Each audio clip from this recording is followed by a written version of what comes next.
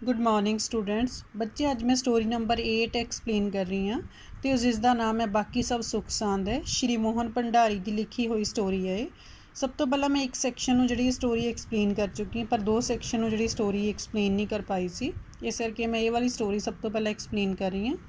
मोहन सिंह पिंड विच इक्को एक पढ़िया लिखिया मुंडा सी। इहदे विच जिहड़ा मेन पात्र कौन है, मोहन सिंह है। तो सारे पिंड दे विच इक्को एक उही मुंडा सी जिहड़ा पढ़िया होया सी। इक्को एक पढ़िया लिखिया होने करके वो सारे पिंड दीयां चिट्ठियां लिखदा आ रहा सी। हुण पिंड दे विच बाकी कोई पढ़िया लिखिया नहीं सी, इस करके कल्ला उही पढ़िया होने करके चिट्ठियां लिखदा आ रहा सी। जदों किसी नूं चिट्ठी लिखण तो जवाब दे दिंदा तो लोग उस नाल औखे जे हो जाते, कहते कि बहुत गुस्से हो जाते सन उहदे नाल। जदों ही मना करता सीगा कि मैं किसी की चिट्ठी जिहड़ी वो नहीं लिखनी, वो अपनी जवानी दसदा, जवानी मतलब बोल के दसदा है कि मैं पूरे 5 वरे चिट्ठियां लिखदा रहा सा। कहते कि मैं पूरे 5 साल जिहड़ी है पिंड दे विच रह के लोकां दीयां चिट्ठियां लिखियां, 5वीं तो लैके 10वीं तक। जदों 5वीं क्लास होया सी उस समय उन्हें चिट्ठियां लिखनियां शुरू कीतियां सन ते 10वीं क्लास तक वो लोकां दी चिट्ठियां लिखदा आ रहा सी। चिट्ठियां लिख लिख मैं अक गया सा। हुण कई बार बंदा है कि ठीक है, एक हुंदी थकावट, एक हुंदा अकना, जिहड़ा मनों अक जाना। तो कहंदे कि मैं अक चुक्या सा उन्हां दी चिट्ठियां लिख लिख के, पढ़ के। लोकी चिट्ठियां लिखवांदे भी तो सीधी तरह नहीं सन। कहंदे कि सीधी तरह लोकी नहीं सी लिखवांदे कि हाँ चिट्ठी दे विच लिखवाना है। कुड़ियां 4-4 सफ़ियां दीयां चिट्ठियां लिखवांदियां सन। ते कहंदे कुड़ियां सन तो 4-4 सफ़े मतलब पेज, कहंदे कि 4-4 पेजां दीयां चिट्ठियां लिखवांदियां सन। चिट्ठियां विच दोहे, टिचरां ते तुकां जोड़ जोड़ के लिखवांदियां सन। कहंदे कि उहदे विच 2-2 लाइनां दीयां जिहड़ियां ठीक है तुकां हुंदियां सन। कहंदे इहनूं आपस जोड़ जोड़ के जिद्दां दोहे हुंदे है, छोटी जिहड़ी कविता हुंदी है, इस रूप दे विच लिखवांदियां सन। हालांकि उन्होंने पता हुंदा सी कि चिट्ठी लिखण वाला कोई होर है। कहंदे कि उन्होंने पता हुंदा सी कि चिट्ठी किसी होर ने लिखनी है, फिर भी वो जिद्दां दी वर्डिंग लिखवांदियां सन वो।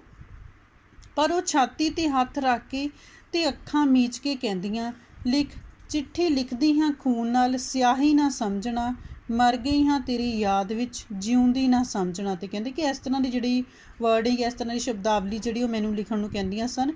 मैनूं कई मिनट उड़ीकना पैंदा, कहंदे कि अखां बंद करके वो इस तरह बोलदियां सन।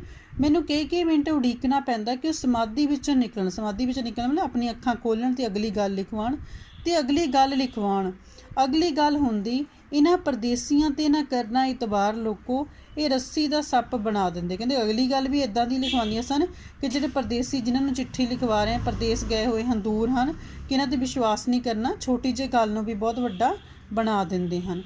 कोई कहंदी इउं लिखदे बई वो सानूं चिट्ठी पा देवे कि वो इस महीने दे अंदर अंदर मैनूं लैण आऊगा, भावें वो ना ही आवे, पर इस तरह चिट्ठी जरूर लिख देवे। कहंदे कि कोई कुड़ी इदां कहंदी कि सानूं चिट्ठी बस लिख देवे कि 1 महीने के अंदर उहदा घर वाला उहनूं लैण आएगा, बेशक ना भी आवे।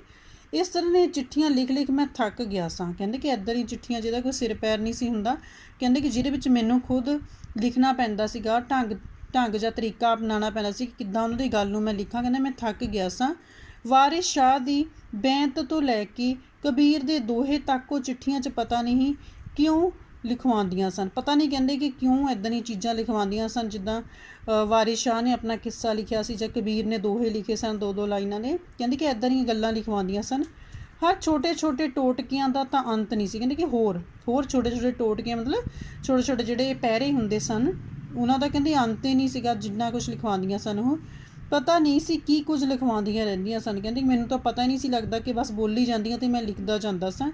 कोई कहंदी वे मोहणिया सानूं लोकां वांगू टोटकड़े तां घड़ने नहीं आंदे। टोटकड़े मतलब गल्लां बनाणियां। कहंदी कोई मैनूं इदां कहंदी कि सानूं नहीं लोकां वांगू गल्लां बनाणियां आंदियां, तू आपे लिख दे जिहड़ी गल तैनूं चंगी लगदी। कहंदे कि जो तैनूं चंगा लगदा तू लिख दे। ਇਹਦੇ ਵਿੱਚ ਸਾਡੀ ਰਾਮ ਰਾਮ ਜ਼ਰੂਰ ਲਿਖਦੇ, ਰਾਮ ਸਤ ਜ਼ਰੂਰ ਲਿਖਦੇ। ਕਹਿੰਦੇ ਕਿ ਇਸ ਤਰ੍ਹਾਂ ਕਹਿੰਦੇ ਕਿ ਕੋਈ ਜਿਹੜੀ ਆ ਉਦੋਂ ਮੈਨੂੰ ਹੋਰ ਵੀ ਔਖਾ ਲੱਗਦਾ ਜਦੋਂ ਉਹ ਕੁਛ ਨਹੀਂ ਲਿਖਵਾਉਂਦੀ, ਸਗੋਂ ਕਹਿੰਦੀ ਕਿ ਜੋ ਤੈਨੂੰ ਠੀਕ ਲੱਗਦਾ ਲਿਖ ਦੇ, ਬਸ ਸਾਡੀ ਰਾਮ ਸਤ ਜ਼ਰੂਰ ਲਿਖਦੇ। ਮੈਂ ਪਰੇਸ਼ਾਨ ਹੋ ਜਾਂਦਾ, ਆਖਰ ਮੈਂ ਆਪ ਕੀ ਲਿਖਾਂ ਕੀ ਨਾ ਲਿਖਾਂ। ਕਹਿੰਦੇ ਕਿ ਇੱਥੇ ਮੈਨੂੰ ਹੋਰ ਵੀ ਜ਼ਿਆਦਾ ਪਰੇਸ਼ਾਨੀ ਹੁੰਦੀ ਜਦੋਂ ਮੈਨੂੰ ਆਪਣੇ ਕੋਲੋਂ ਕੁਛ ਲਿਖਣਾ ਪੈਂਦਾ। ਬੁੜੀਆਂ ਆਪਣੇ ਰੋਣੇ ਰੋਂਦੀਆਂ, ਕਿਸੇ ਦੀ ਨੂੰਹ ਕਪੱਤੀ ਸੀ, ਲੜਾਕੀ ਸੀ, ਲੜਦੀ ਰਹਿੰਦੀ ਸੀ, ਕਿਸੇ ਦੀ ਧੀ ਦੁਖੀ ਸੀ, ਕਿਸੇ ਦਾ ਪੁੱਤ ਫੌਜ 'ਚ ਭਰਤੀ ਹੋ ਗਿਆ ਸੀ, ਕਿਸੇ ਦਾ ਹੱਥ ਤੰਗ ਸੀ। ਹੱਥ ਤੰਗ ਹੋਣਾ ਮਤਲਬ ਕਿਸੇ ਦੇ ਘਰ ਗਰੀਬੀ ਸੀ। ਮੁਕੱਦਮਾ ਉਹਨਾਂ ਨੂੰ ਖਾਈ ਜਾ ਰਿਹਾ ਸੀ। ਮਹੀਨੇ 'ਚ 2-2 ਤਰੀਕਾਂ ਪੈਂਦੀਆਂ ਸਨ। ਕਿਸੇ ਦੀ ਧੀ ਨੂੰ ਲੰਮੀ ਬਿਮਾਰੀ ਸੀ, ਸਹੁਰੇ ਉਹਨੂੰ ਲਿਜਾਂਦੇ ਨਹੀਂ ਸਨ।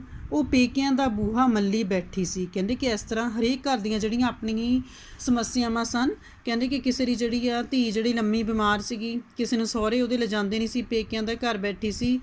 ਉਸ ਦਾ ਉਹ ਨਾ ਮਰਦੀ ਸੀ ਨਾ ਰਾਜ਼ੀ ਹੁੰਦੀ ਸੀ। ਕਹਿੰਦੇ ਕਿ ਉਹਨਾਂ ਦੀ ਕੁੜੀ ਜਿਹੜੀ ਨਾ ਮਰਦੀ ਸੀ ਨਾ ਰਾਜ਼ੀ ਨਾ ਠੀਕ ਹੁੰਦੀ ਸੀ। ਡਾਕਟਰ ਨੇ ਨਿੱਤ ਲੋਦੇ ਲਾ ਲਾ ਕੁੜੀ ਦਾ ਸਰੀਰ ਛਾਣਦਾ। ਲੋਦੇ ਹੁੰਦਾ ਇੰਜੈਕਸ਼ਨ ਲਗਾਉਣਾ। ਕਹਿੰਦੇ ਕਿ ਸਗੋਂ ਡਾਕਟਰ ਨੇ ਲਾ ਲਾ ਕੇ ਉਹਦਾ ਸਰੀਰ ਜਿਹੜਾ ਹੈ ਜਗ੍ਹਾ ਜਗ੍ਹਾ 'ਤੇ ਨਿਸ਼ਾਨ ਪੈ ਗਿਆ ਸਨ ਇੰਜੈਕਸ਼ਨ ਦੇ। ਡਾਕਟਰ ਦਾ ਘਰ ਭਰ ਰਿਹਾ ਸੀ, ਭਰ ਰਿਹਾ। ਕਹਿੰਦੇ ਕਿ ਡਾਕਟਰ ਨੂੰ ਜਿਹੜਾ ਆ ਪੈਸੇ ਸਗੋਂ ਘਰੋਂ ਜਾ ਰਹੇ ਸਨ ਉਹ, ਪਰ ਠੀਕ ਨਹੀਂ ਸੀ ਹੋ ਰਹੀ। ਉਹ ਦਿਨ ਬ ਦਿਨ ਕੰਗਾਲ ਹੋ ਰਹੇ ਸਨ। ਇਲਾਜ ਕਰਵਾਉਣ ਕਰਕੇ, ਡਾਕਟਰ ਨੂੰ ਪੈਸੇ ਦੇਣ ਕਰਕੇ ਉਹ ਕੰਗਾਲ ਹੋ ਰਹੇ ਸਨ। ਉਹਨਾਂ ਦੇ ਘਰ ਪੈਸੇ ਨਹੀਂ ਸਨ। ਗੱਲ ਕੀ, ਲੋਕਾਂ ਦੇ ਦੁੱਖ ਲਿਖ ਲਿਖ ਮੈਂ ਦੁਖੀ ਹੋ ਜਾਂਦਾ। ਕਹਿੰਦੇ ਕਿ ਇਸ ਤਰ੍ਹਾਂ ਲੋਕੀ ਜਿਹੜੀਆਂ ਆਪਣੇ ਦੁੱਖ ਦਰਦ ਜਿਹੜੇ ਮੇਰੇ ਤੋਂ ਲਿਖਵਾਉਂਦੇ ਸਨ, ਉਹਨਾਂ ਨੂੰ ਕਹਿੰਦੇ ਲਿਖ ਕੇ ਮੈਂ ਵੀ ਦੁਖੀ ਹੁੰਦਾ ਸਾਂ। ਸਾਰਾ ਸਾਰਾ ਦਿਨ ਸੋਚਦਾ ਰਹਿੰਦਾ ਸਾਂ, ਇਹ ਲੋਕ ਕਦੀ ਰਾਜੀ ਖੁਸ਼ੀ ਹੋਣਗੇ, ਖੁਸ਼ੀਆਂ ਮਨਾਉਣਗੇ, ਮੈਥੋਂ ਸੋਹਣੀਆਂ ਸੋਹਣੀਆਂ ਗੱਲਾਂ ਲਿਖਵਾਉਣਗੇ। ਕਹਿੰਦੇ ਕਿ ਮੈਂ ਹਮੇਸ਼ਾ ਹੀ ਸੋਚਦਾ ਰਹਿੰਦਾ ਕਿ ਕਦੀ ਲੋਕੀ ਰਾਜੀ ਖੁਸ਼ੀ ਵੀ ਹੋਣਗੇ, ਕਦੀ ਠੀਕ ਵੀ ਹੋਣਗੇ, ਕਦੀ ਇਹਨਾਂ ਦੇ ਘਰ ਵੀ ਖੁਸ਼ੀ ਆਏਗੀ, ਕਦੇ ਮੇਰੇ ਤੋਂ ਵੀ ਖੁਸ਼ੀ ਦੀਆਂ ਗੱਲਾਂ ਲਿਖਵਾਉਣਗੇ। ਉਹ ਗੱਲਾਂ ਜਿਹੜੀਆਂ ਮੈਨੂੰ ਦੁਖੀ ਨਾ ਕਰਨ, ਮੈਨੂੰ ਖੁਸ਼ ਰੱਖਣ, ਸਦਾ ਖੁਸ਼। ਸੋਚਦਾ ਸੋਚਦਾ ਮੈਂ ਗੌਤਮ ਬੁੱਧ ਦੀ ਫਿਲਾਸਫੀ ਵਿੱਚ ਜਾ ਵੜਦਾ। ਕਹਿੰਦੇ ਕਿ ਜਿੱਦਾਂ ਮਹਾਤਮਾ ਬੁੱਧ ਨੇ ਕਿਹਾ ਸੀ ਕਿ ਸੰਸਾਰ ਦੁੱਖਾਂ ਦਾ ਘਰ ਹੈ ਅਤੇ ਦੁੱਖਾਂ ਦਾ ਕਾਰਨ ਸਾਡੀਆਂ ਇੱਛਾਵਾਂ ਹਨ। ਕਹਿੰਦੇ ਕਿ ਮੈਂ ਉਹਨਾਂ ਦੀ ਫਿਲਾਸਫੀ ਬਾਰੇ ਜਿਹੜਾ ਸੋਚਣ ਲੱਗ ਜਾਂਦਾ ਸਾਂ। ਇਹ ਦੁਨੀਆ ਦੁੱਖਾਂ ਦਾ ਘਰ ਹੈ, ਉਹਦਾ ਇਹ ਵਚਨ ਮੇਰੇ ਦਿਮਾਗ ਵਿੱਚ ਗੂੰਜਦਾ ਰਹਿੰਦਾ। ਕਹਿੰਦੇ ਕਿ ਉਹਨਾਂ ਦੀ ਜਿਹੜੀ ਇਹ ਵਰਡਿੰਗ ਹੈ ਮੇਰੇ ਦਿਮਾਗ ਦੇ ਵਿੱਚ ਆਉਂਦੀ ਰਹਿੰਦੀ।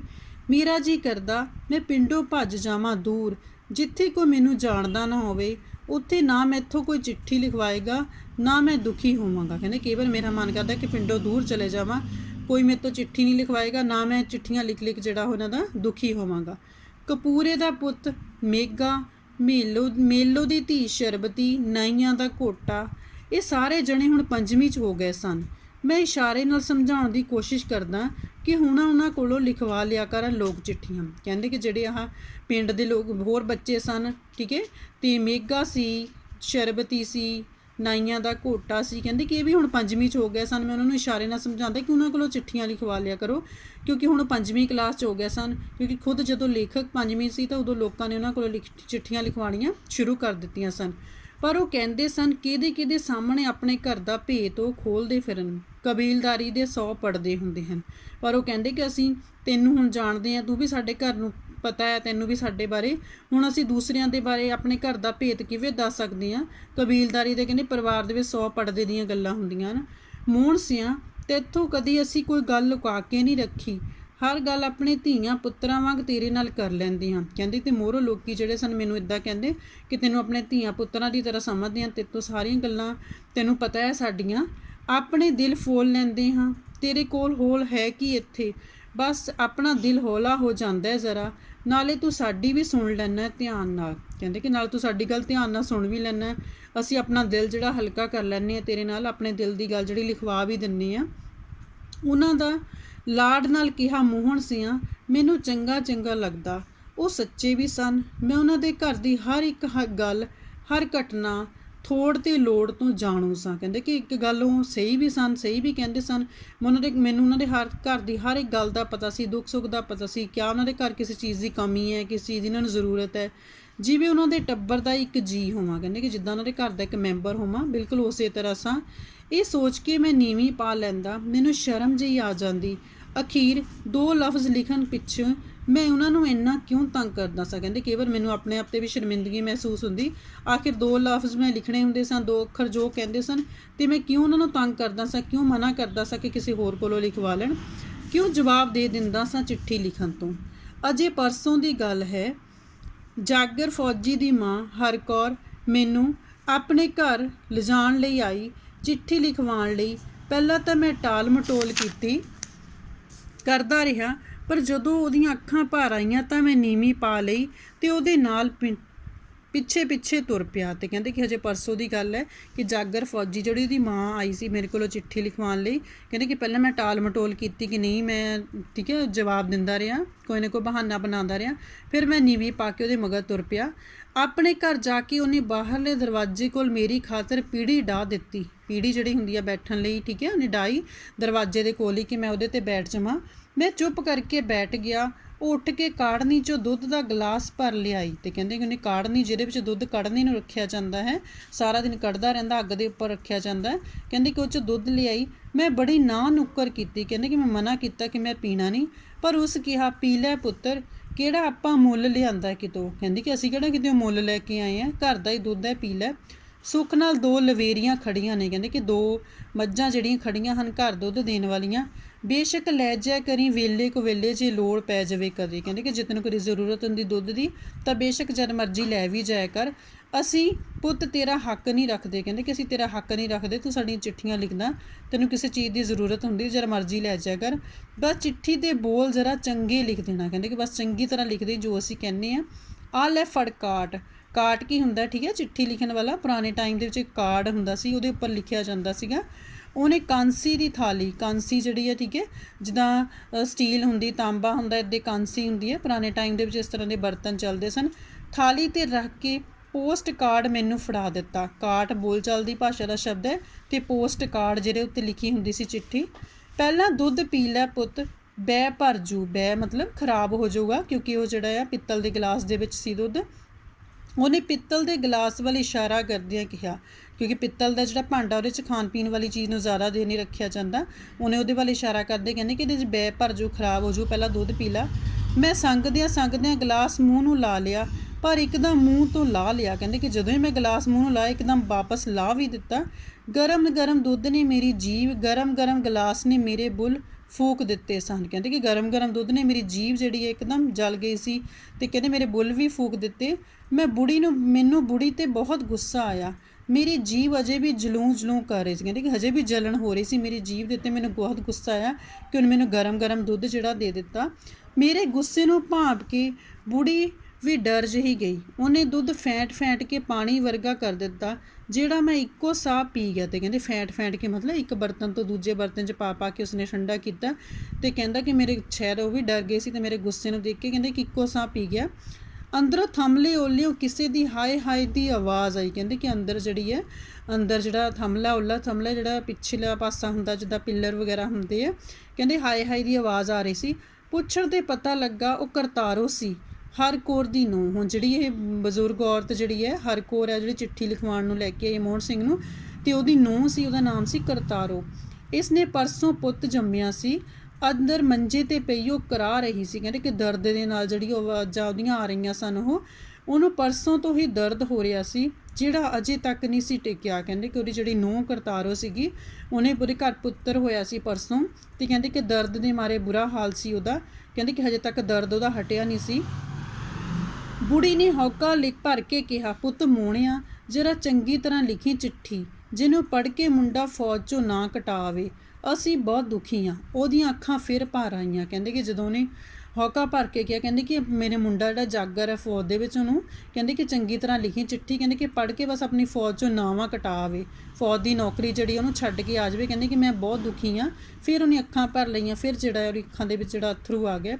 ਮੇਰਾ ਵੀ ਦਿਲ ਬੜਾ ਖਰਾਬ ਜਿਹਾ ਹੋ ਗਿਆ। ਮੈਂ ਆਪਣੇ ਵੱਲੋਂ ਰਾਜੀ ਖੁਸ਼ੀ ਲਿਖੀ, ਉਹਦੀ ਰਾਜੀ ਖੁਸ਼ੀ ਪੁੱਛੀ, ਅਤੇ ਫਿਰ ਸਵਾਲੀ ਨਜ਼ਰਾਂ ਨਾਲ ਬੁੜੀ ਵੱਲ ਦੇਖਣ ਲੱਗ ਪਿਆ। ਕਹਿੰਦੇ ਕਿ ਮੈਂ ਆਪਣੇ ਵੱਲੋਂ ਜਿਹੜੀ ਹੈ ਉਹਦੇ ਜਾਗਰ ਜਿਹੜਾ ਉਹਦਾ ਮੁੰਡਾ, ਉਹਨੂੰ ਚਿੱਠੀ ਲਿਖ ਰਿਹਾ ਸਾਂ। ਕਹਿੰਦੇ ਕਿ ਮੈਂ ਆਪਣੇ ਵੱਲੋਂ ਰਾਜੀ ਖੁਸ਼ੀ ਲਿਖਤੀ ਕਿ ਇੱਥੇ ਠੀਕ ਹੈ, ਨਾਲੇ ਉਹਦੀ ਰਾਜੀ ਖੁਸ਼ੀ ਪੁੱਛਿਆ ਕਿ ਕਿੱਦਾਂ ਠੀਕ ਹੈ ਕਿ ਨਹੀਂ। ਫਿਰ ਬੁੜੀ ਵੱਲ ਦੇਖਣ ਲੱਗਿਆ ਕਿ ਮੈਨੂੰ ਕੀ ਲਿਖਵਾਉਗੀ।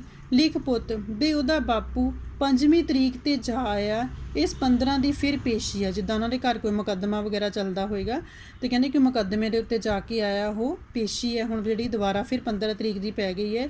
ਹੋਰ ਮੈਂ ਲਿਖ ਕੇ ਪੁੱਛਿਆ, ਫਿਰ ਮੈਂ ਉਹਨੂੰ ਲਿਖ ਕੇ ਪੁੱਛਿਆ ਕਿ ਹੋਰ ਦੱਸੋ ਕੀ ਲਿਖਵਾਉਣਾ ਹੈ। ਦੀਪੋ ਦੇ ਪ੍ਰਾਹੁਣੇ ਦਾ ਅਜੇ ਕੋਈ ਪਤਾ ਨਹੀਂ, ਕਿੱਥੇ ਗਿਆ ਕਿੱਥੇ ਹੈ, ਉਹ ਵੀ ਗੌਰ ਕਰੇ, ਉੱਧਰ ਥੋਹ ਪਤਾ ਕਰੇ। ਕਹਿੰਦੇ ਕਿ ਦੀਪੋ ਜਿਹੜੀ ਹੈ ਉਹਦੇ ਪ੍ਰਾਹੁਣੇ ਦਾ ਹਜੇ ਘਰ ਵਾਲੇ ਦਾ ਕੋਈ ਪਤਾ ਨਹੀਂ ਹੈਗਾ, ਕਿੱਥੇ ਗਿਆ ਕਿੱਥੇ ਨਹੀਂ ਹੈ। ਕਹਿੰਦੇ ਕਿ ਉਹਦਾ ਘਰ ਵਾਲਾ ਜਿਹੜਾ ਛੱਡ ਕੇ ਚਲਾ ਗਿਆ ਘਰ। ਬੂਰੀ ਮੈਂਸ ਐਤਕਾਂ ਤੂ ਗਈ। ਕਹਿੰਦੇ ਕਿ ਬੂਰੀ ਮੈਂਸ ਜਿਹੜੀ ਹੈ, ਠੀਕ ਹੈ, ਕਹਿੰਦੇ ਕਿ ਉਹ ਵੀ ਤੂ ਗਈ ਹੈ, ਨਾਲੇ ਉਹਦੀ ਪੂਛ ਨੂੰ ਬਾਹਮਣੀ ਲੱਗ ਗਏ। ਬਾਹਮਣੀ ਕੋਈ ਬਿਮਾਰੀ ਵਗੈਰਾ ਹੁੰਦੀ ਜਿਹਦੇ ਨਾਲ ਪੂਛ ਜਿਹੜੀ ਖਰਾਬ ਹੋ ਜਾਂਦੀ ਹੈ, ਪਰ ਹੁਣ ਠੀਕ ਹੈ। ਪੂਛ ਵੱਢ ਕੇ ਮੈਂਸ ਦੀ ਕਦਰ ਵੀ ਅੱਧੀ ਰਹਿ ਗਈ। ਜਦੋਂ ਪੂਛ ਕੱਟੀ ਜਾਂਦੀ ਹੈ ਕਿਸੇ ਵੀ ਪਸ਼ੂ ਦੀ, ਕਦਰ ਅੱਧੀ ਰਹਿਣਾ ਮਤਲਬ ਉਹਦੀ ਕੀਮਤ ਘੱਟ ਜਾਂਦੀ ਹੈ। ਮੈਨੂੰ ਪਤਾ ਨਾ ਲੱਗਾ ਕਿ ਗੱਲ ਉਹਨੇ ਮੇਰੇ ਨਾਲ ਕੀਤੀ ਜਾਂ ਲਿਖਣ ਲਈ ਕਹੀ ਸੀ। ਮੈਂ ਲਿਖ ਹੀ ਦਿੱਤੀ। ਤੇ ਇਸ ਤਰ੍ਹਾਂ ਕਹਿੰਦੇ ਕਿ ਲੇਖਕ ਕਹਿੰਦਾ ਮੈਨੂੰ ਸਮਝ ਨਹੀਂ ਆਈ ਕਿ ਇਹ ਗੱਲ ਉਹਨੇ ਮੈਨੂੰ ਮੇਰੇ ਨਾਲ ਵੈਸੇ ਕੀਤੀ ਆਪਣੇ ਘਰ ਦੀ ਗੱਲ ਹੀ ਮੱਝ ਦੇ ਬਾਰੇ, ਜਾਂ ਉਹਨੇ ਲਿਖਣ ਲੈ ਕੇ ਕਹਿੰਦੇ ਮੈਂ ਫਿਰ ਵੀ ਲਿਖ ਦਿੱਤੀ। ਨਾਰੇ ਬੋਲਦ ਦਾ ਕੰਨਾ ਮਤਾੜਿਆ ਗਿਆ ਐਤਕੀ। ਕਹਿੰਦੇ ਕਿ ਨਾਰਾ ਬੋਲਦ ਜਿਹੜਾ ਸੀਗਾ, ਕੰਨਾ ਜਿਹੜਾ ਉਹਦੀ ਪਿੱਠ ਦੇ ਉੱਤੇ ਜਿਹੜੀ ਜਗ੍ਹਾ ਹੁੰਦੀ ਹੈ, ਠੀਕ ਹੈ, ਕਹਿੰਦੇ ਕਿ ਉਦੋਂ ਖਰਾਬ ਹੋ ਗਈ, ਕੋਈ ਨਾ ਕੋਈ ਉਹਦੇ ਉੱਤੇ ਜਿਹੜੀ ਆ ਕੋਈ ਬਿਮਾਰੀ ਵਗੈਰਾ ਉਹਨੂੰ ਹੋ ਗਈ ਹੈ। ਜੇ ਪਤਾ ਹੁੰਦਾ ਬਾਰੂ ਨੂੰ ਨਾ ਵੇਚਦੇ। ਬਾਰੂ ਕੀ ਸੀ? ਉਹਨਾਂ ਦੇ ਬੱਚੇ ਦਾ ਨਾਮ ਸੀ। ਕਹਿੰਦੇ ਕਿ ਅਗਰ ਪਤਾ ਹੁੰਦਾ ਕਿ ਜਿਹੜਾ ਨਾਰਾ ਬੋਲਦ ਆ ਸਾਡਾ, ਠੀਕ ਹੈ, ਤੇ ਉਹਦੇ ਨਾਲ ਇਸ ਤਰ੍ਹਾਂ ਹੋਣੀ ਹੈ, ਤੇ ਕਹਿੰਦੇ ਫਿਰ ਅਸੀਂ ਬਾਰੂ ਨੂੰ ਨਾ ਵੇਚਦੇ। ਪਰ ਵੇਚਦੇ ਵੀ ਕਿੱਦਾਂ ਨਾ? ਹਾਲਾ ਜੋ ਦੇਣਾ ਸੀ, ਹਾਲਾ ਜਿਹੜਾ ਆ, ਠੀਕ ਹੈ, ਫਸਲ ਦੇ ਲਈ ਜਿਹੜੇ ਕੋਈ ਵੀ ਜਿਹੜੇ ਪੈਸੇ ਵਗੈਰਾ ਲਏ ਹੁੰਦੇ ਆ, ਠੀਕ ਹੈ, ਫਸਲ ਦੇ, ਉਹ ਕਹਿੰਦੇ ਦੇਣੇ ਸੀ। ਇਸ ਕਰਕੇ ਖੇਤੀਆਂ ਤਾਂ ਜੈ ਖਾਣੀਆਂ ਐਤਕੀ ਪਾਣੀ ਨੇ ਮਾਰ ਲਈਆਂ। ਕਹਿੰਦੇ ਕਿ ਜਿਹੜੀ ਖੇਤੀ ਜੋ ਖੇਤ ਦੇ ਵਿੱਚ ਹੋਣਾ ਸੀ ਉਹ ਸਾਰਾ ਕਾਹਦੇ ਨਾਲ ਬਰਬਾਦ ਹੋ ਗਿਆ? ਪਾਣੀ ਕਰਕੇ। ਜ਼ਿਆਦਾ ਬਾਰਿਸ਼ ਹੋਣ ਕਰਕੇ ਹੜ੍ਹ ਜਦੋਂ ਆ ਜਾਂਦੇ ਤਾਂ ਫਸਲ ਬਰਬਾਦ ਹੋ ਜਾਂਦੀ ਹੈ। ਕਾਲਜੇ 'ਚ ਰੁੱਗ ਭਰਦਾ ਹੈ। ਕਹਿੰਦੇ ਕਿ ਕਾਲਜਾ ਮਨ ਦੁਖੀ ਹੁੰਦਾ ਹੈ ਦੇਖ ਕੇ, ਦਿਲ ਦੁਖੀ ਹੁੰਦਾ ਹੈ। ਗੋਡੇ ਗੋਡੇ ਪਾਣੀ ਦੇਖ ਕੇ ਖੇਤਾਂ ਦੇ ਉਹ ਲਗਾਤਾਰ ਬੋਲਦੀ ਹੈ। ਕਹਿੰਦੀ ਖੇਤਾਂ ਦੇ ਵਿੱਚ ਇੰਨਾ ਪਾਣੀ ਖੜਾ ਹੈ, ਮਨ ਬਹੁਤ ਦੁਖੀ ਹੁੰਦਾ ਕਿ ਖੇਤੀ ਜਿਹੜੀ ਸਾਰੀ ਬਰਬਾਦ ਹੋ ਗਈ ਹੈ। ਅਤੇ ਹੁਣ ਕਹਿੰਦੀ ਕਿ ਅਸੀਂ ਜਿਹੜਾ ਪੈਸੇ ਵੀ ਕਿਸੇ ਦੇ ਦੇਣੇ ਹੈ, ਇਸ ਕਰਕੇ ਸਾਨੂੰ ਬਾਰੂ ਨੂੰ ਵੇਚਣਾ ਪੈ ਗਿਆ। ਇਹ ਬਾਰੂ ਕੌਣ ਹੋਇਆ? ਮੈਂ ਪੁੱਛਿਆ। ਆਪਣਾ ਬੱਚਾ ਸੀ ਪੁੱਤ, ਘਰ ਦਾ ਪਾਲਿਆ ਹੋਇਆ। ਮੈਂ ਚੰਦਰੇ ਨੂੰ ਸਾਰਾ ਸਾਰਾ ਦੁੱਧ ਛੱਡਦੀ ਰਹੀ ਹਾਂ। ਕਹਿੰਦੀ ਕਿ ਸਾਡੇ ਬੱਚੇ ਦਾ ਨਾਂ ਹੈ ਜਿਹੜਾ ਬਾਰੂ। ਕਹਿੰਦੀ ਕਿ ਘਰ ਦਾ ਪਾਲਿਆ ਹੋਇਆ ਸੀ, ਮੈਂ ਉਹਨੂੰ ਦੁੱਧ ਪਿਲਾਉਂਦੀ ਰਹੀ ਸੀ ਜਿਹੜਾ ਹੈ, ਠੀਕ ਹੈ। ਅਤੇ ਮੁੰਡਾ ਕਹਿੰਦਾ ਵੇਚਣਾ ਨਹੀਂ, ਬੜਾ ਸੋਹਣਾ ਬਹਿੜਕਾ ਨਿਕਲੂ। ਕਹਿੰਦੇ ਕਿ ਅਸੀਂ ਜਿਹੜਾ ਆ, ਅਤੇ ਕਹਿੰਦੇ ਕਿ ਬਹਿੜਕਾ ਮਤਲਬ ਬਲਦ ਵੱਡਾ ਹੋ ਕੇ ਜਿਹੜਾ ਆ ਬਹੁਤ ਹੀ ਵਧੀਆ ਜਿਹੜਾ ਬਲਦ ਨਿਕਲੇਗਾ। ਉਹਦੀਆਂ ਮੇਲੇ ਤੋਂ ਲਿਆਂਦੀਆਂ ਘੁੰਗਰਾਲਾਂ ਅਤੇ ਨੱਥਾਂ ਅਜੇ ਬਹੂ ਦੇ ਸੰਦੂਕ ਵਿੱਚ ਜਿਉਂ ਦੀਆਂ ਤਿਉਂ ਪਈਆਂ ਹਨ। ਕਹਿੰਦੇ ਕਿ ਜਦ ਇਹ ਬਲਦ ਵੱਡਾ ਹੋ ਜਾਏਗਾ, ਬੱਚਾ ਵੱਡਾ ਹੋ ਜਾਏਗਾ, ਬਲਦ ਬਣ ਜਾਏਗਾ, ਠੀਕ ਹੈ, ਅਤੇ ਉਹਦੀ ਨੱਥਾਂ ਜਿਹੜੀਆਂ ਘੁੰਗਰਾਲਾਂ ਜਿਹੜੀਆਂ ਉਹਨੂੰ ਸਜਾਉਣ ਦੇ ਵਾਸਤੇ, ਠੀਕ ਹੈ, ਨੱਥਾਂ ਜਿਹੜੀਆਂ ਕਹਿੰਦੇ ਕਿ ਉਹ ਲਿਆਂਦੀਆਂ ਹੋਈਆਂ ਸੀ, ਉਹਨੇ ਮੇਲੇ ਤੋਂ ਖਰੀਦ ਕੇ ਲਿਆਂਦੀਆਂ ਸੀ ਇਹ ਬਲਦ ਦੇ ਵਾਸਤੇ। ਕਹਿੰਦੇ ਕਿ ਹਜੇ ਵੀ ਬਹੂ ਦੇ ਸੰਦੂਕ ਦੇ ਵਿੱਚ ਪਈਆਂ ਇੱਦਾਂ ਹੀ, ਸਾਨੂੰ ਪਾਉਣੀਆਂ ਵੀ ਨਸੀਬ ਨਾ ਹੋਈਆਂ। ਕਹਿੰਦੇ ਕਿ ਸਾਨੂੰ ਪਹਿਲੇ ਉਹਨੂੰ ਵੇਚਣਾ ਪੈ ਗਿਆ, ਉਹਦੇ ਪਾ ਵੀ ਨਹੀਂ ਸਕੇ ਅਸੀਂ। ਜਿੱਦਣ ਵਿਕ ਗਿਆ ਤੇਰੇ ਚਾਚੇ ਨੇ ਟੁੱਕ ਦੀ ਇੱਕ ਬੁਰਕੀ ਨਾ ਖਾਧੀ। ਕਹਿੰਦੇ ਕਿ ਜਿੱਦਣ ਉਹ ਵਿਕ ਗਿਆ, ਟੁੱਕ ਦੀ ਮਤਲਬ ਇੱਕ ਬੁਰਕੀ ਤੱਕ ਨਹੀਂ ਖਾਧੀ ਉਸਨੇ, ਇੰਨਾ ਉਸਨੂੰ ਦੁੱਖ ਹੋਇਆ ਸੀ ਕਿਉਂਕਿ ਬਾਰੂ ਜਿਹੜਾ ਹੈ ਘਰ ਦਾ ਪਾਲਿਆ ਹੋਇਆ ਸੀ। ਥੰਮਲੇ ਨਾਲ ਲੱਗ ਕੇ ਬੈਠਾ ਰਿਹਾ ਸਾਰਾ ਦਿਨ ਨੀਵੀਂ ਪਾ ਕੇ। ਅਤੇ ਕਹਿੰਦੇ ਜਿਹੜਾ ਅਤੇ ਉਹ ਪਿੱਲਰ ਜਿਹੜਾ ਸੀਗਾ ਉਹਦੇ ਨਾਲ ਕਹਿੰਦੇ ਲੱਗ ਕੇ ਬੈਠਾ, ਸਾਰਾ ਦਿਨ ਨੀਵੀਂ ਪਾ ਕੇ ਬੈਠਾ ਰਿਹਾ ਉਹ। ਹੋਰ ਕੀ ਲਿਖਾਂ ਚਾਚੀ? ਮੈਂ ਕੁਵੇਲਾ ਹੁੰਦਾ ਦੇਖ ਕੇ ਕਿਹਾ। ਕਹਿੰਦੇ ਕਿ ਮੈਨੂੰ ਕੁਵੇਲਾ ਹੋ ਰਿਹਾ ਸੀ, ਟਾਈਮ ਹੋ ਰਿਹਾ ਸੀ। ਮੈਂ ਕਿਹਾ ਹੋਰ ਦੱਸੋ ਕੀ ਲਿਖਾਂ? ਹੋਰ ਲਿਖਦੇ ਪੁੱਤ ਵੀ ਕਰਤਾਰੋ ਦੇ ਘਰ ਕਾਕਾ ਹੋ ਕੇ ਗੁਜ਼ਰ ਗਿਆ। ਕਰਤਾਰੋ ਹੁਣ ਉਹਦੀ ਨੂੰਹ ਸੀ ਜਿਹੜੀ ਪਹਿਲਾਂ ਦੱਸਿਆ ਕਿ ਦਰਦ ਦੇ ਨਾਲ ਬੁਰਾ ਹਾਲ ਸੀ ਕਿ ਜਿਹੜਾ ਉਹਦਾ ਪਰਸੋਂ ਮੁੰਡਾ ਹੋਇਆ ਸੀ ਉਹਦੇ, ਠੀਕ ਹੈ, ਉਹ ਮਰ ਗਿਆ ਹੈ। ਕਰਤਾਰੋ ਮੰਜੇ 'ਤੇ ਮਰਨ ਵਾਲੀ ਪਈ ਹੈ। ਜਲਦੀ ਤੋਂ ਜਲਦੀ ਸਾਹਿਬ ਨੂੰ ਕਹਿ ਕੇ ਨਾਵਾਂ ਕਟਾਵੇ, ਚਿੱਠੀ ਨੂੰ ਤਾਰ ਸਮਝੇ। ਅਤੇ ਕਹਿੰਦੇ ਕਿ ਜਲਦੀ ਤੋਂ ਜਲਦੀ ਜਿਹੜਾ ਆਪਣਾ ਅਫਸਰ ਹੈ, ਸਾਹਿਬ ਹੈ, ਉਹਨੂੰ ਕਹਿ ਕੇ ਆਪਣਾ ਨਾਵਾਂ ਕਟਾ ਕੇ ਵਾਪਸ ਆ ਜਾਵੇ। ਚਿੱਠੀ ਨੂੰ ਤਾਰ ਮਤਲਬ ਬਹੁਤ ਐਮਰਜੈਂਸੀ 'ਚ ਭੇਜੀ ਹੋਈ ਜਿਹੜੀ ਆ ਉਹ ਸਮਝੇ। ਮੈਂ ਸੁੰਨ ਹੋ ਗਿਆ। ਕਿੰਨਾ ਸੋਹਣਾ ਸੀ ਗੋਬਲਾ ਜਿਹਾ ਮੇਰਾ ਪੋਤਾ, ਇੰਨ ਬਿੰਨ ਬਾਪ 'ਤੇ ਗਿਆ ਸੀ। ਤਿੱਖਾ ਤਿੱਖਾ ਨੱਕ, ਚੌੜਾ ਮੱਥਾ, ਭਰਵਾਂ ਚਿਹਰਾ, ਮੂੰਹ ਜਿਵੇਂ ਹਸੂ ਹਸੂ ਕਰਦਾ ਸੀ। ਜਦੋਂ ਦੀਵੇ ਚਾਨਣੇ ਮੈਂ ਦੇਖਿਆ, ਇਉਂ ਲੱਗਿਆ ਜਿਵੇਂ ਮੇਰਾ ਪੁੱਤ ਆ ਗਿਆ ਹੋਵੇ ਛੁੱਟੀ ਲੈ ਕੇ ਫੌਜ 'ਚੋਂ। ਬੁੜੀ ਆਪੇ ਬੜਬੜਾਈ ਜਾ ਰਹੀ ਸੀ। ਹੁਣ ਇਹ ਸਾਰਾ ਕੁਝ ਜਿਹੜਾ ਆਪਣੇ ਪੋਤੇ ਦੇ ਬਾਰੇ ਸੋਚ ਰਹੀ ਸੀ ਕਿ ਜਿਹੜੀ ਹਰ ਕੌਰ ਆਪਣੇ ਆਪ ਨਾਲ ਹੀ ਗੱਲਾਂ ਤੇ ਕਰ ਰਹੀ ਸੀ, ਸੋਚ ਰਹੀ ਸੀ ਕਿ ਮੇਰਾ ਪੋਤਾ ਕਿੰਨਾ ਸੋਹਣਾ ਸੀਗਾ, ਕਿੱਦਾਂ ਗੋਬਲਾ ਜਿਹਾ ਸੀ। ਕਹਿੰਦੀ ਕਿ ਬਿਲਕੁਲ ਹਸੂ ਹਸੂ ਕਰਦਾ ਉਹਦਾ ਚਿਹਰਾ ਸੀ, ਬਿਲਕੁਲ ਆਪਣੇ ਪਿਤਾ 'ਤੇ ਗਿਆ ਸੀ। ਭਾਬੀ ਦੀ ਉਮਰ ਲੰਬੀ ਚਾਹੀਦੀ ਹੈ ਚਾਚੀ, ਇਹਦਾ ਧਿਆਨ ਨਾਲ ਇਲਾਜ ਕਰਵਾ, ਨਾਲੇ ਜਿਉਂਦਾ ਰਹੇ ਸਾਡਾ ਬਾਈ। ਉਹਦੀ ਲਿਖੀ ਦੀ ਇੰਨੀ ਕੁ ਸੀ, ਮੈਂ ਦਿਲਾਸਾ ਦਿੰਦੇ। ਕਹਿੰਦੇ ਕਿ ਕੋਈ ਗੱਲ ਨਹੀਂ, ਤੁਸੀਂ ਭਾਬੀ ਦਾ ਤੁਹਾਨੂੰ ਇਲਾਜ ਕਰਾਉਣਾ ਚਾਹੀਦਾ। ਕਹਿੰਦੇ ਕਿ ਸ਼ਾਇਦ ਉਹ ਬੱਚੇ ਦੀ ਇੰਨੀ ਕੀ ਉਮਰ ਲਿਖੀ ਹੋਈ ਸੀ। ਚਾਚੀ ਨੇ ਸਿਰ 'ਤੇ ਰੱਖੇ ਖੱਦਰ ਦੇ ਪਰਨੇ ਨਾਲ ਅੱਖਾਂ ਪੂੰਝੀਆਂ ਕਿਉਂਕਿ ਹਰ ਘਰ ਰੋ ਰਹੀ ਸੀ, ਅਤੇ ਜਿਹੜਾ ਪਰਨਾ ਨੇ ਰੱਖਿਆ ਹੋਇਆ ਸੀ ਉਹ ਨਾਲ ਆਪਣੀਆਂ ਅੱਖਾਂ ਜਿਹੜੀਆਂ ਉਹ ਸਾਫ਼ ਕਰਨ ਲੱਗ ਗਈ। ਲਿਖਤਾ ਪੁੱਤ ਸਭ ਕੁਝ? ਚਾਚੀ ਨੇ ਕਿਹਾ। ਕਹਿੰਦੀ ਕਿ ਸਾਰਾ ਕੁਝ ਲਿਖ ਦਿੱਤਾ ਕਿ ਨਹੀਂ? ਆਹੋ ਚਾਚੀ, ਮੈਂ ਬੜੀ ਮੁਸ਼ਕਿਲ ਨਾਲ ਕਹਿ ਸਕਿਆ। ਕਹਿੰਦੇ ਕਿ ਉਹਨਾਂ ਦੇ ਦੁੱਖ ਦਰਦ ਦੇ ਬਾਰੇ ਸਾਰਾ ਸੁਣ ਕੇ ਕਹਿੰਦੇ ਕਿ ਮੈਂ ਵੀ ਦੁਖੀ ਸਾਂ, ਇਸ ਕਰਕੇ ਬੜੀ ਮੁਸ਼ਕਿਲ ਨਾਲ ਕਿਹਾ। ਚੰਗਾ ਪੁੱਤ, ਇੱਕ ਵਾਰੀ ਸਾਰੀ ਚਿੱਠੀ ਵਾਚ ਕੇ ਸੁਣਾ ਦੇ। ਵਾਚ ਕੇ ਮਤਲਬ ਪੜ੍ਹ ਕੇ। ਕਹਿੰਦੇ ਕਿ ਮੈਨੂੰ ਇੱਕ ਵਾਰ ਪੜ੍ਹ ਕੇ ਸੁਣਾ ਦੇ, ਕੋਈ ਭੁੱਲੀ ਚੁੱਕੀ ਗੱਲ ਚੇਤੇ ਆ ਜੂ। ਨਾਲੇ ਉਹਦੀਆਂ ਅੱਖਾਂ 'ਚ ਤਰਲਾ ਸੀ, ਠੀਕ ਹੈ, ਇੱਕ ਤਰ੍ਹਾਂ ਤਰਲਾ ਜਿੱਦਾਂ ਮਿੰਨਤ ਕਰ ਰਹੀ। ਉਹਨੇ ਕਹਿੰਦੀ ਕਿ ਸ਼ਾਇਦ ਕੋਈ ਮੈਂ ਗੱਲ ਭੁੱਲ ਚੁੱਕੀ ਹੋਊਗੀ ਤੇ ਦੁਬਾਰਾ ਲਿਖਵਾ ਦਊਂਗੀ, ਮੈਨੂੰ ਪੜ੍ਹ ਕੇ ਸੁਣਾ ਦੇ। ਮੈਂ ਸਾਰੀ ਚਿੱਠੀ ਪੜ੍ਹ ਕੇ ਸੁਣਾ ਦਿੱਤੀ। ਬਸ ਚਾਚੀ, ਮੈਂ ਐਡਰੈਸ ਲਿਖਦਿਆਂ ਪੁੱਛਿਆ, ਕਹਿੰਦੇ ਕਿ ਬਸ ਚਾਚੀ ਮੈਂ ਬਸ ਇੰਨਾ ਕੁਛ ਹੀ ਲਿਖਣਾ ਸੀ ਕਿ ਹੋਰ ਕੁਛ ਲਿਖਣਾ ਹੈ। ਕਹਿੰਦੇ ਕਿ ਮੈਂ ਐਡਰੈਸ ਲਿਖਦਿਆਂ ਪੁੱਛਣ ਲੱਗਿਆ, ਬਸ ਪੁੱਤ ਲਿਖਦੇ ਬਾਕੀ ਸਭ ਸੁੱਖ ਸਾਂਦ ਹੈ। ਬੁੜੀ ਦੀ ਗੱਲ ਸੁਣ ਕੇ ਮੇਰੇ ਹੱਥੋਂ ਕਲਮ ਡਿੱਗ ਪਈ। ਇਸ ਤਰ੍ਹਾਂ ਕਹਿੰਦੇ ਕਿ ਲੇਖਕ ਕਹਿੰਦਾ ਕਿ ਜਦੋਂ ਇੰਨੀਆਂ ਦੁੱਖਾਂ ਦੇ ਵਿੱਚ ਹੋਣ ਦੇ ਬਾਵਜੂਦ, ਮੁਸੀਬਤ ਵਿੱਚ ਹੋਣ ਦੇ ਬਾਵਜੂਦ, ਘਰ ਦੇ ਵਿੱਚ ਇੰਨੀਆਂ ਪਰੇਸ਼ਾਨੀਆਂ ਦੇ ਬਾਵਜੂਦ ਵੀ ਉਹ ਇੱਕ ਸ਼ਬਦ ਜਿਹੜਾ ਲਿਖਵਾਉਂਦੀ ਹੈ ਕਿ ਬਾਕੀ ਸਭ ਸੁੱਖ ਸਾਂਦ ਹੈ। ਕਹਿੰਦਾ ਕਿ ਇੰਨੀ ਸੁਣ ਕੇ ਹੀ ਮੇਰੇ ਹੱਥੋਂ ਕਲਮ ਡਿੱਗ ਗਈ। ਅਤੇ ਜਿਸ ਤਰ੍ਹਾਂ ਇਸ ਕਹਾਣੀ ਦੇ ਵਿੱਚ ਜਿਹੜੀ ਹਰ ਕੌਰ ਹੈ, ਠੀਕ ਹੈ, ਉਹਦੀ ਹਿੰਮਤ ਔਰ ਹੌਸਲੇ ਬਾਰੇ ਦੱਸਿਆ ਹੋਇਆ ਕਿ ਇੰਨਾ ਕੁਛ ਹੋਣ ਦੇ ਬਾਵਜੂਦ ਵੀ ਘਰ ਦੇ ਵਿੱਚ ਉਹ ਜਿਹੜੀ ਹੈ ਫਿਰ ਵੀ ਕਹਿ ਰਹੀ ਹੈ ਕਿ ਬਾਕੀ ਸਭ ਸੁੱਖ ਸਾਂਦ ਹੈ।